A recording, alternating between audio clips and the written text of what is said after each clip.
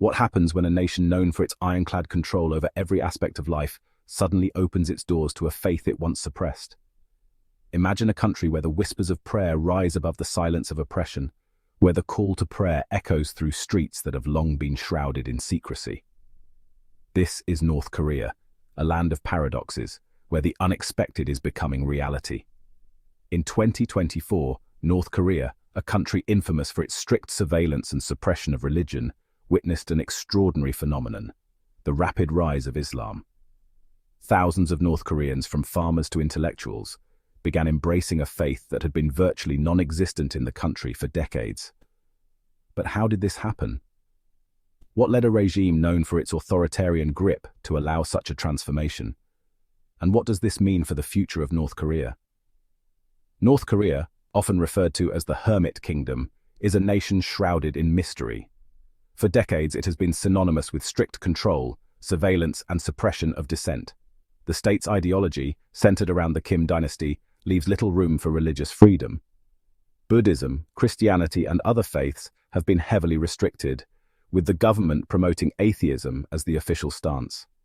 Yet, beneath this surface of control lies a story of resilience and quiet defiance. Islam, a faith that first arrived in Korea during the Japanese colonial period, has managed to survive in the shadows. Brought by Central Asian migrants, Islam initially found a foothold in the southern regions of the Korean peninsula. However, after the division of Korea in 1948, the North Korean government under Kim Il-sung adopted an atheist state policy, banning most religious practices, including Islam. For decades, Islam remained a hidden faith, practiced in secret by a small community of believers. The Ar-Rahman Mosque in Pyongyang, built in the 1960s, stood as a symbol of diplomatic relations with Muslim-majority countries rather than a place of worship for locals. But in 2024, something extraordinary happened. Islam began to spread like wildfire, capturing the hearts and minds of thousands of North Koreans. The story of Islam in North Korea is one of quiet perseverance and unexpected growth. It began with the Ar-Rahman Mosque, a modest structure in the heart of Pyongyang. For years, the mosque stood nearly empty, its halls echoing with the footsteps of a handful of worshippers, mostly foreign diplomats and visitors. But in 2024, the mosque became a beacon of hope, its doors opening to a flood of new believers. One such believer was Min Jun, a 28-year-old farmer from the countryside. Growing up in a society where questioning the state was unthinkable, Min Jun had always felt a sense of emptiness. One day, while visiting Pyongyang, he stumbled upon the Ar-Rahman Mosque. Intrigued by the sight of people praying, he decided to step inside. "I had never seen anything like it," Min Jun recalls. "The peace, the unity, it was unlike anything I had ever experienced." Min Jun's story is just one of thousands. Across North Korea, people like him are turning to Islam, drawn by its teachings of peace, justice, and community. But this wave of conversions didn't happen overnight. It was the result of years of quiet resistance and the slow but steady spread of information. Despite the government's strict control, North Koreans began to access information from the outside world. Smuggled smartphones, USB drives, and encrypted communication devices allowed people to learn about Islam through translated books, documentaries, and even secret meetings with Muslims from abroad. The Ar-Rahman Mosque became a hub of activity, its imams, many of whom had come from abroad, teaching the principles of Islam with wisdom and patience. They spoke of compassion, justice, and the importance of community, offering a message of hope to a people long oppressed by their own government. But the rise of Islam in North Korea wasn't just a grassroots movement. It was also a result of a surprising shift in government policy. In a move that shocked the world, Kim Jong-un, the country's supreme leader, allowed the construction of new mosques and granted limited religious freedom to Muslims. This policy shift marked a turning point in North Korea's history. For the first time, the government acknowledged the presence of Islam and allowed its followers to practice their faith openly, albeit under close surveillance. New mosques began to spring up in major cities, and the Ar-Rahman Mosque became a symbol of this newfound religious tolerance. But this change wasn't without its challenges. For many North Koreans, the rise of Islam was a source of confusion and fear. In a society where the state has long been the sole authority, the idea of embracing a new faith was both revolutionary and unsettling. The government too faced a delicate balancing act. On one hand, it sought to maintain its control over the population. On the other, it had to navigate the growing influence of Islam and the international attention it was attracting. Amidst this backdrop of change, a new figure emerged, a charismatic imam named Abdul Rahman. Known for his fiery sermons and unwavering commitment to Islamic principles, Rahman quickly became a polarizing figure. To his followers, he was a beacon of hope, a voice for the marginalized Muslim community. To his critics, he was a provocateur, stirring up tensions and challenging the status quo. Rahman's rise to prominence coincided with the wave of conversions, and his influence was undeniable. He used social media to spread his message, reaching thousands of North Koreans who were searching for meaning in their lives. But his outspoken nature also made him a target. In one particularly controversial speech, Rahman called for greater recognition of Muslim rights in North Korea, urging the government to address the long-standing grievances of the Muslim community. His words sparked a heated debate, with some accusing him of inciting division and others praising him for speaking truth to power. As tensions escalated, the government found itself in a difficult position. How could it maintain peace and stability in a country that was becoming increasingly divided along religious lines? This ideology promoted absolute devotion to the state and its leaders. Citizens were expected to show unwavering loyalty and dedication, often participating in grand parades and public displays of allegiance. It left little room for any other form of belief or worship. Religious buildings were abandoned, and spiritual practices were either forbidden or heavily monitored. Traditional religions like Buddhism and Confucianism faced severe restrictions. These ancient practices, once integral to Korean culture, were systematically dismantled. Churches and temples were closed, and religious practices were driven underground. Secret gatherings became the only way for believers to practice their faith. Islam, with its emphasis on the oneness of God and adherence to a higher law, was seen as a particular threat to the regime's authority. The government viewed any allegiance to a higher power as a direct challenge to its control. The Ar-Rahman Mosque in Pyongyang, built in the 1980s, stood as a symbolic gesture towards the Muslim world. However, its presence was more about political optics than genuine religious tolerance. It was primarily intended for diplomats and foreign visitors. The mosque served as a facade, showcasing a semblance of religious freedom to the international community. It was not a place of genuine worship for North Koreans. The local population remained largely excluded from its religious activities. The suppression of religion was deeply ingrained in North Korean society. Propaganda reinforced the state's narrative, while surveillance ensured compliance. It was maintained through a system of surveillance, propaganda, and harsh punishments. The regime's control was absolute, leaving little room for dissent. Possessing religious materials or engaging in religious activities could lead to imprisonment, torture, or even death.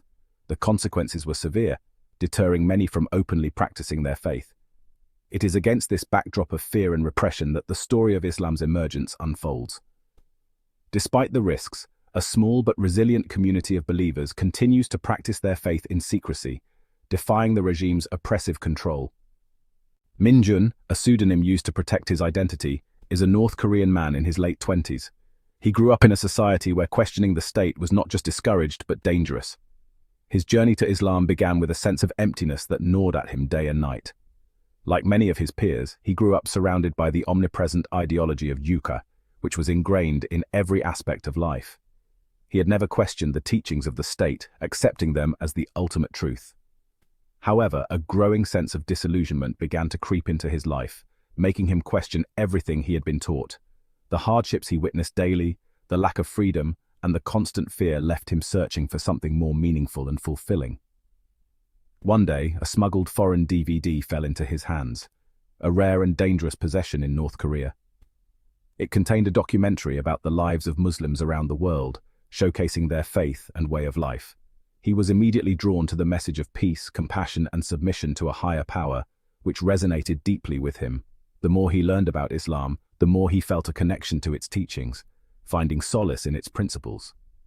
Min-jun's conversion to Islam was a solitary and secretive affair, carried out in the shadows to avoid detection. He had no access to mosques, imams, or even a Quran, making his journey even more challenging.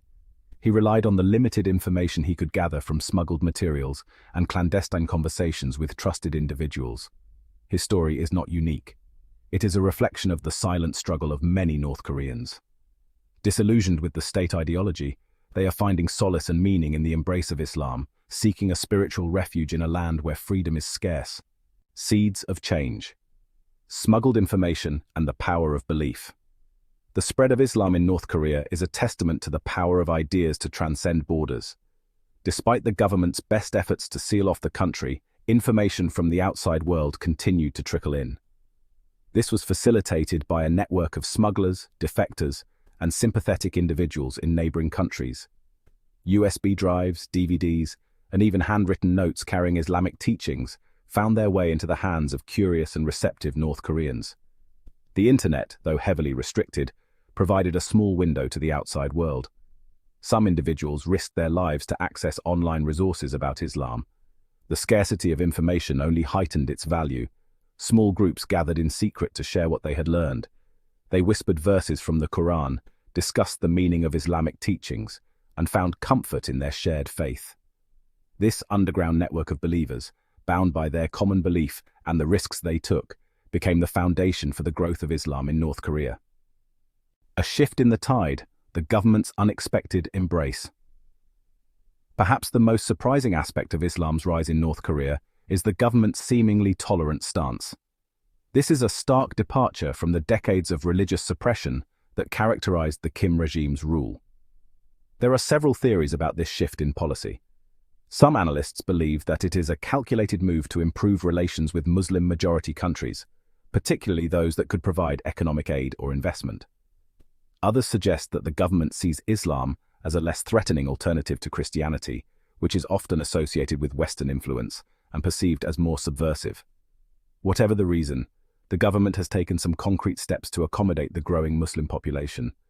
The Ar-Rahman Mosque in Pyongyang has been renovated and is now open for Friday prayers. There are even reports of new mosques being built in other parts of the country. While the exact number of Muslims in North Korea remains unknown, estimates range from a few hundred to a few thousand. The government's official stance is that freedom of religion is guaranteed by the constitution. Navigating uncharted waters. Challenges and confusion arise. The nascent Muslim community in North Korea faces numerous challenges. The lack of religious infrastructure, such as mosques, Islamic schools, and qualified religious leaders, poses a significant obstacle. Many North Koreans who have embraced Islam have limited knowledge of the faith. They rely on fragmented information and lack access to proper religious education. This lack of understanding can lead to misinterpretations of Islamic teachings and practices. There is also the constant fear of government surveillance and the possibility of a sudden crackdown. The regime's motives remain unclear, and many Muslims practice their faith in secret, wary of attracting unwanted attention. The government's stance on Islam is also a source of confusion. While there are signs of tolerance, the regime continues to promote its official ideology of Juche, which is inherently incompatible with religious belief. This ambiguity creates a climate of uncertainty for Muslims in North Korea. They are unsure of the boundaries of acceptable religious practice. The voice of a new dawn, Abdul Rahman, and the message of Islam. Amidst the challenges and uncertainties, individuals like Abdul Rahman, a pseudonym for a North Korean man who converted to Islam while studying abroad, are playing a crucial role in shaping the future of Islam in the country. His journey began in a foreign land, where he was exposed to new ideas and perspectives that eventually led him to embrace Islam.